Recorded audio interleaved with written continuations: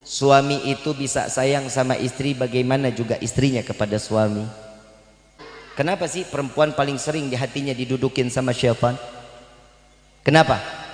Yang pertama, kalau anak udah umur sekian nih, udah umur 2 tahun 3 tahun, handphone tolong dijauhin ibu. Ya, kenapa saya nasihatnya ke ibu? Karena ibu yang lebih sering pinjemin handphone kepada anak. Allah. Tugasnya bapak ibu saling mendidik. Bapak cuman nyerahin aja sama ibu, jangan Pak. Di dalam Al-Quran paling banyak seorang ayah yang ditegur oleh Allah untuk apa? Untuk banyak berbicara kepada anak. Pendidikan yang paling banyak itu dari seorang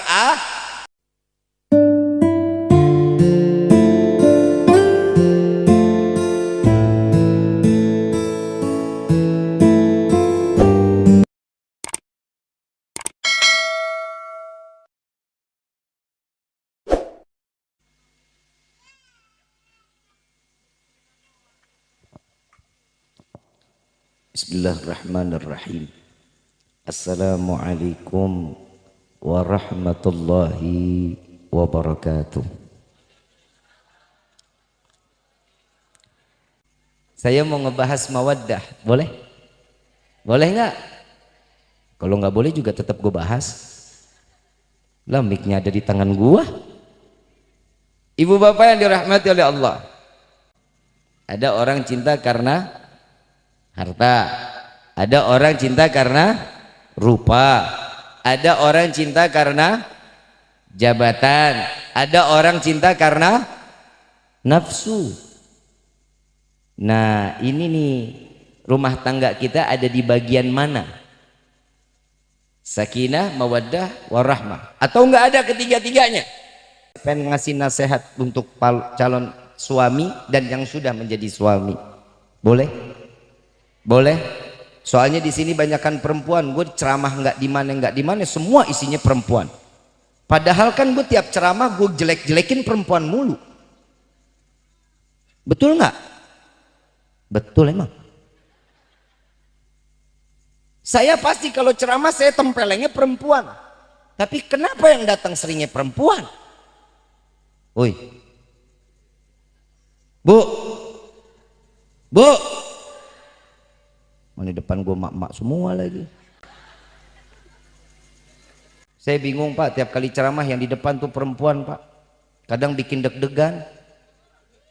Saya turun tangga, mana depannya perempuan lagi. Takut direjang Pak. Dulu saya pernah ceramah di daerah Bogor kalau nggak salah. Saya turun dari panggung, main dijegat aja sama orang cewek bunting. Bukan bisa jadi fitnah. Habib panitia was-was juga nih, kenapa nih Habib nih? Assalamualaikum. Waalaikumsalam. Iya Bu, kenapa? Habib saya lagi hamil. Emang gue ngeliat tuh gede banget. Habib elus perut saya, Habib. Elus perut. Kenapa memang? Biar hidungnya nular kayak Habib. Lah, suaminya mana? Saya bilang. Datang suaminya, alhamdulillah fitnah nggak jadi. Suaminya datang sih, begitu ngelihat istri pesek, suami pesek, anak keluar mancung, kan beneran fitnah jadinya. Udah syukur aja sama Allah ya, syukur alhamdulillah. Ada anak laki, alhamdulillah. Dapat anak perempuan, alhamdulillah. Tuh ya, jangan banyak milih. Buat laki-laki saya cuman mau ngasih tahu, Pak, kadang istri itu ada masa PMS, ya, betul ya? Apa sih PMS? Menstruasi, betul ya? Palang merah sejahtera. Saat detik-detik pengen head Pak, sensitifnya tinggi Pak. Tinggi banget sensitif. Maaf nih Bu, yang udah 50 maaf nih, ini udah nggak ada nih. Ini bukan ngomongin yang umur 50 tahun ke atas. Kenapa? Expired. Lah emang benar. Masa apa tuh? Menopause. Betul nggak? Emang masih head? Buat yang masih head, Pak, buat suami perempuan kalau lagi di masanya lagi head, sensitifnya tinggi. Kalau istri banyak sensitif, diajak ngomong dikit tersinggung, itu tanda-tanda tuh, tanda-tanda tuh, ya. Ya kalau nggak head ya nggak punya duit. Itu aja, cari dua jalan lah perempuan itu mah. Tapi saya cuma minta tolong kepada laki-laki, kalau ada istri yang ngomel ngamuk, cicing baik. Kalau lagi di masa-masa ini nih, diem. Kenapa? Nanti bisa ribut panjang di rumah tangganya. Kadang nih hari kita sayang-sayangan Pak, Bu, benar. Besok kiamat kubro marah-marahnya. Saya cuma kasih amalan sama Bapak, bacain surat ayat kursi. Serius Pak, ayat kursi. Bacain tuh pelan-pelan dalam hati. Allahu la ilaha illa wal hayyul qayyum. Makin marah Bib, yang namanya setan dibacain. Agak dijaharin dikit. Allahu la ilaha illa wal hayyul qayyum. Bib makin UFO terbang. Tahu UFO? Piring terbang. Makin jadi yang namanya syaitan. Perempuan itu paling sering hatinya didudukin sama syaitan. Bu, kenapa sih perempuan paling sering di hatinya didudukin sama syaitan? Kenapa? Yang pertama egois. Yang pertama, bener nggak? Bener nggak? Sadar nggak? Tenang Pak, gue belain lo Pak. Yang kedua, maunya selalu diperhatikan tapi tidak mau memperhatikan. Alah, balik itu mah. Lu perhatian kalau udah awal bulan. Ayang udah demam. Ayang pegel-pegel nggak ayang? Masuk tengah bulan, nafsi-nafsi. Betul nggak? Itu lo ngaku. Yang ketiga Pak, Bu, mau nggak mau ibu harus sadar. Yang ketiga, dia selalu mementingkan prioritas dirinya dibanding suaminya. Betul? Mau kondangan nggak perlu pamit, Bapak udah tahu ada undangan di atas meja. Betul? Sedangkan kondangannya sih sunnah, saat kita diundang wajib kita datang, kan begitu? Betul nggak? Tapi kalau nggak izin dari suami, oi, apa hukumnya? Laknat Allah turunkan kepada istri tersebut sampai ke tempat acara, sampai balik lagi. Seandainya saat sampai di jalan itu Allah cabut nyawa seorang istri, mati dalam keadaan tidak membawa iman ke hadapan Allah, cuman karena kondangan Bu.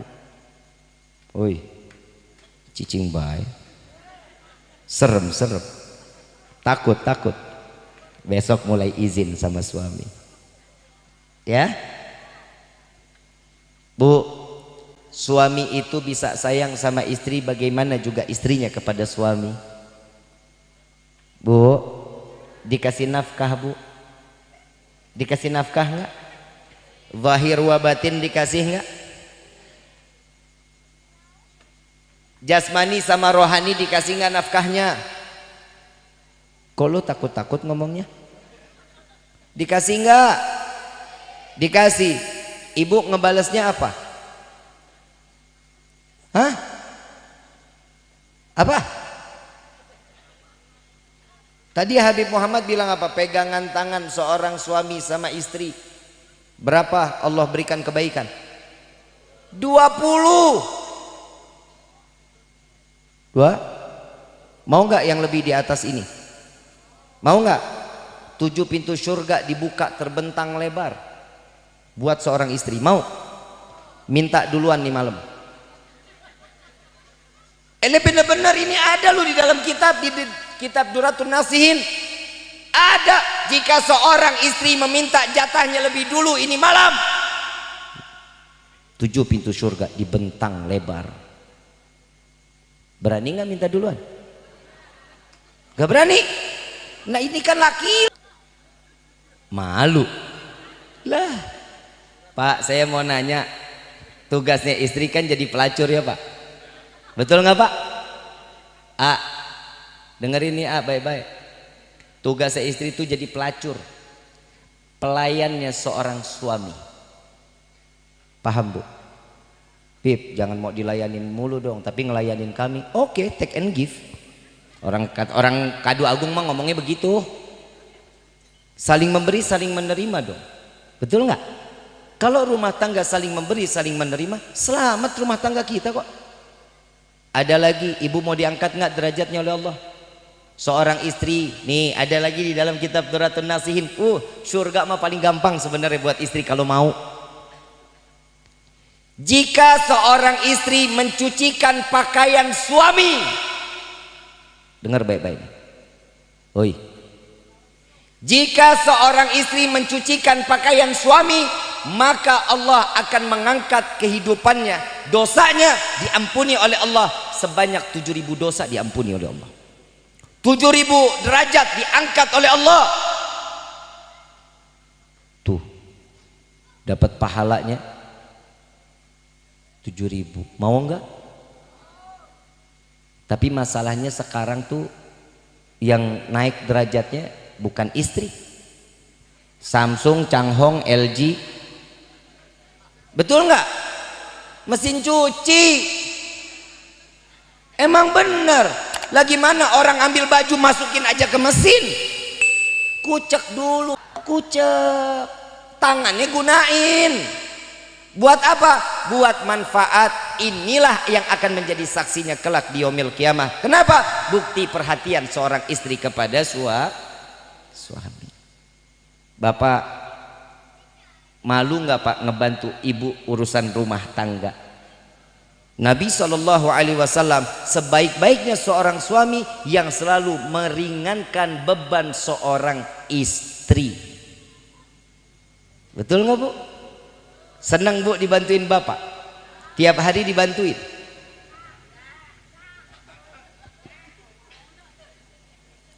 Orang biasanya kalau ngundang saya pulang dari sini, pulang dari acara, biasanya rumah tangga retak. Bapak bantuin, ibu nyuci, bapak jemur. Ibu nyetrika, bapak ngelipet. Haho. Ngapa lu bu lo? Ibu nyapu, bapak ngepel. Bisa begitu? Enggak. Bisa kalau bapak libur. Bapak kan nggak pernah libur. Tunggu bapak libur bu, insya Allah ntar dibantuin ya.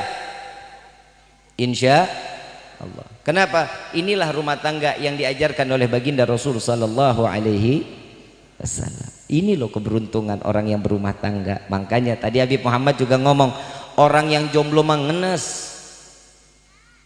Maaf ya Pak, saya ngomong alal haq. Orang yang sudah menikah nikmat, senang dunia, senang akhirat. Kenapa? Coba pulang dari sini, tempe dipegang dingin, tahu dipegang, sop, nasi pegang istri, apa yang lu makan? Yang anget lah. Coba yang jomblo, siapa yang lu mau makan? Ngobrol sama tembok, bantal jadi tempat curhatan. Betul? Guling tempat menderita. Mana hidup enak? Makanya mudah-mudahan yang belum ketemu jodoh, Allah pertemukan jodohnya. Yang kayak gua. Mau nggak? Jangan, udah laku.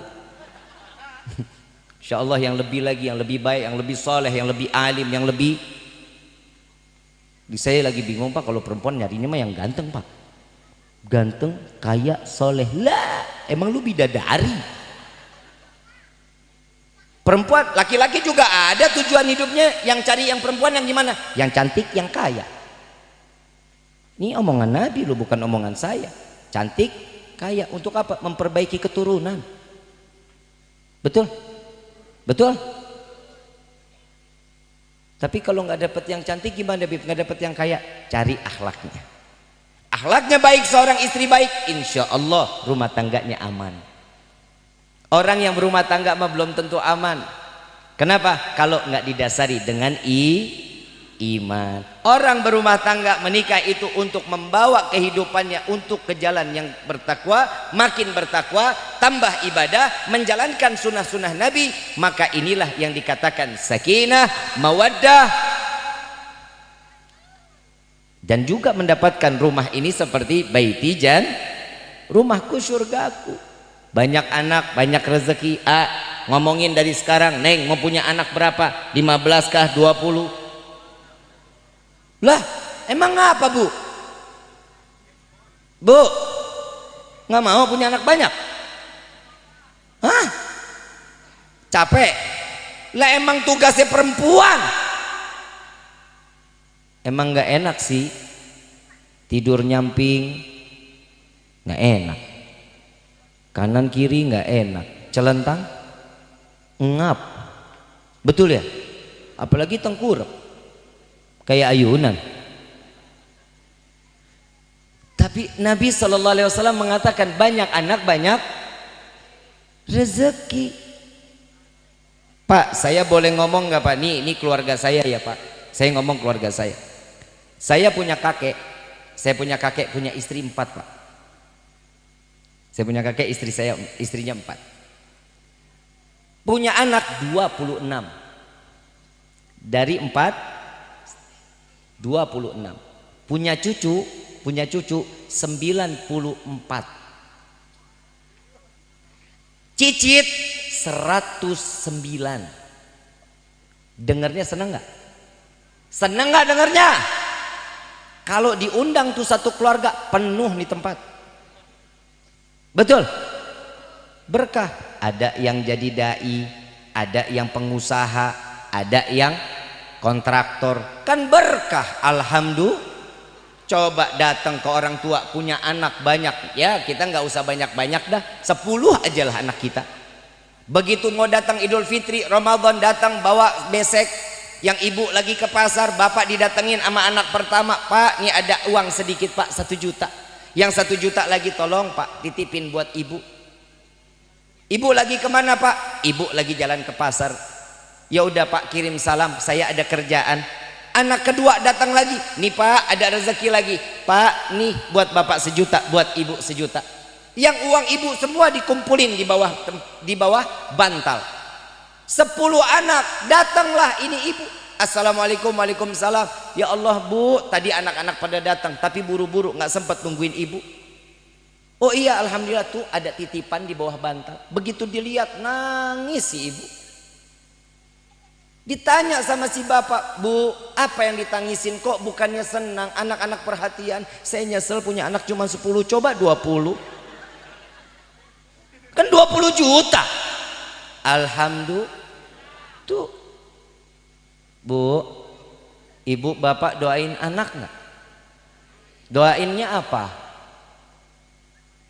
Jadi anak, Rabbi habli minas, Rabbana hablana min azwajina wa dhurriyyatina wa qurratal a'yun waj'alna lil muttaqina. Tuh doanya orang tua cuman itu, gak ada permintaan lain. Izinkan minta kepada Allah agar anak kita dijadikan mata yang menyejukkan mata, anak yang selalu menjadi kebanggaan hati. Coba kalau kita punya anak jauh dari Allah, naudzubillahi min dzalik. Ini anak bandel tiap lewat genteng orang main disambitin aja. Ada nggak yang begitu? Kira-kira kita kesel nggak ngelihat anak begitu?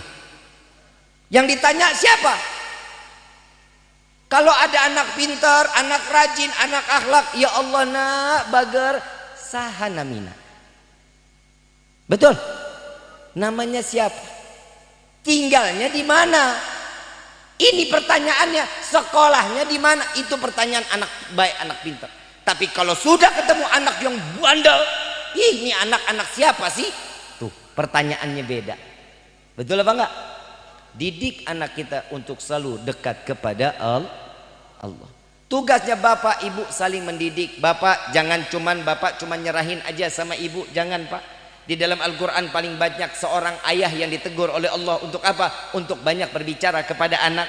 Pendidikan yang paling banyak itu dari seorang ayah. Ibu mah ngurusin dalam rumah tangga, mandiin, pakein baju semua. Cara bicaranya itu ayah yang ngajak duduk ngobrol.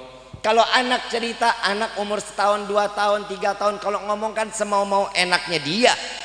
Kayak saya punya anak kalau lagi duduk, saya pikir bohong, lagi duduk sama saya, Walid tadi Fagi naik kuda dong di taman kota. Terus Fagi bawa sendiri loh Walid, Fagi muter-muter taman kota bawa sendiri. Logika anak umur 6 tahun naik kuda bawa sendiri, masuk akal apa enggak?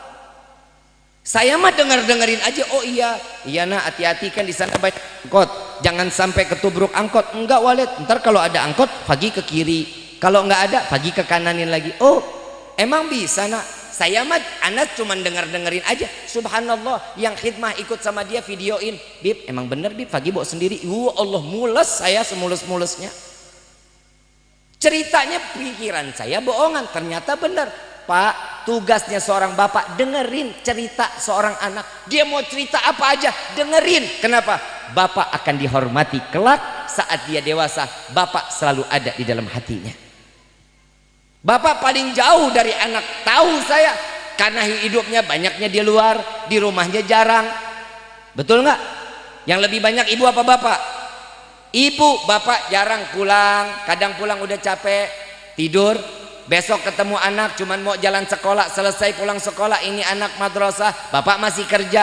Banyak, tapi kasih satu waktu yang maksimal 1 jam aja satu hari untuk bincang dengan anak. Insya Allah bapak akan dihargai, bapak akan dihormati oleh seorang anak. Lihat di akhir zaman kayak gini, mana ada anak yang sekarang lagi taat sama orang tua. Naudzubillahi min. Tuh lihat berapa lama saya ngeliat tuh ada di berita, seorang anak cuman minta motor, rumahnya diobrak-abrik Pak, diobrak-abrik, ibunya dikata anjing. Mau punya anak begitu? Kalau ada punya anak begitu bagaimana? Masukin lagi Bib dalam rahim, tuker tambah aja sama mangkok. Coba itu dari mana? Ya didikan, jangan dicuekin baik. Diajak ngomong, diajak ngobrol, deketin mereka kepada Allah. Rumah tangga bagus, sakinah mawaddah warahmah yang dipandang oleh tetangga. Tapi anak berkelakuan baik, rontok sakinah mawaddah warahmahnya. Kenapa? Karena ada musibah di dalam rumah, akan menjadi guncangan sehingga rumah tangga akan binasa. Naudzubillahi min. Mudah-mudahan ilmu malam ini manfaat. Insya jaga keluarga kita. Bapak jaga seorang istri, istri juga harus ngejaga suami. Anak jangan pernah lalai dari pandangan mata. Kalau anak udah umur sekian nih, udah umur 2 tahun 3 tahun, handphone tolong dijauhin ibu. Ya, kenapa saya nasihatnya ke ibu? Karena ibu yang lebih sering pinjemin handphone kepada anak. Betul apa enggak? Betul apa enggak? Kenapa? Karena ibu punya harapan, udahlah Bib, biarin Bib, biar anteng. Ibu, yang namanya anak-anak kalau pecicilan wajar, namanya juga anak.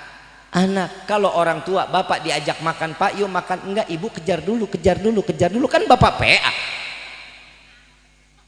Paham?